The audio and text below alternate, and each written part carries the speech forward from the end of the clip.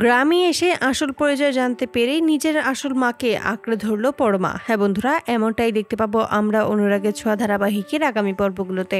আদিত্যকে বারবার ফোন করতে থাকলেও আদিত্য যখন ফোন তোলে না তখনই পরমার চিন্তা হতে থাকে। তাই এবার সে সিদ্ধান্ত নেয় সে এবার আদিত্যকে খুঁজতেই যাবে। সেখানে গিয়ে আদিত্যর মুখোমুখি হবে, আদিত্য কেমন আছে সেটা সে এবার জেনে আসবে। তাই আর দেরি না করে আদিত্যকে খুঁজতে বেরিয়ে পড়ে।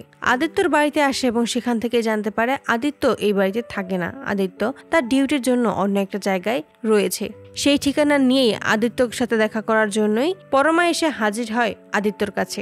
অপরদিকে রূপা গ্রামের মধ্যেও খোঁজ চালায় যে তাদের মেয়েকে 22 বছর আগে কেউ দত্তক নিয়েছিল কিনা। অবশেষে জানতে পারে হিমাদ্রি বাবুর কোনো সন্তান ছিল না, কিন্তু হঠাৎ করে হিমাদ্রি বাবুর কোল জুড়ে একটা মেয়ে সন্তান এসেছে। ওই মেয়েটাকেই মূলত হিমাদ্রি বাবু দত্তক নিয়েছিল। এই কথা শুনেই ছুটে যায় হিমাদ্রি বাবুর কাছে এবং সেখানে এসে সুদীপার ব্যাপারে জিজ্ঞেস করলে হিমাদ্রি বাবু তখন সমস্তটা স্বীকার করে নেয় যে সে সত্যিই সুদীপাকে দত্তক নিয়েছিল, কারণ এছাড়া তার আর কোনো উপায় ছিল না। তার স্ত্রীকে বাঁচানোর জন্য তাকে এমনটা করতেই হয়েছে। ঠিক সেই মুহূর্তে সেখানে পরমা এসে হাজির হয় আদিত্যর কাছে। সেখান থেকে জানতে পারে যে তার সত্যিকারের আসল মা হচ্ছে রূপা।